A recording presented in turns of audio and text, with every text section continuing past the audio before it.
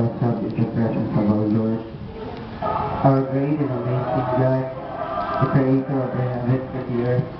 Lord, this very hour, we recognize your presence, Lord God, that apart from you, we are nothing. Lord, forgive us from all of our unrighteousness.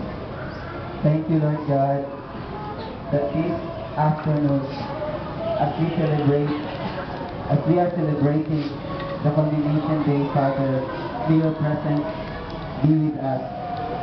Lord, this afternoon we are so much thankful upon reminiscing your goodness to each one of us, particularly to the lives of the practice teachers from the very beginning of our practice teaching up to this day.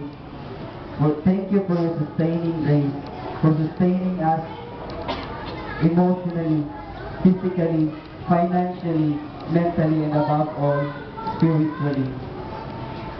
Father, we thank you even for the lives of our cooperating teachers, Lord, for you gave them the patience in sharing us patiently their knowledge and experience in the field of teaching, which help us to become more prepared in our soonest profession, Lord.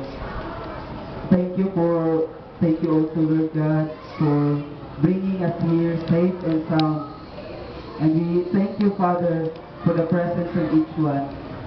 Lord, as we continue our program this afternoon, as a show, O God, of our thankfulness unto you, we pray that may your presence, O God, will continue to be with us and bring peace to us.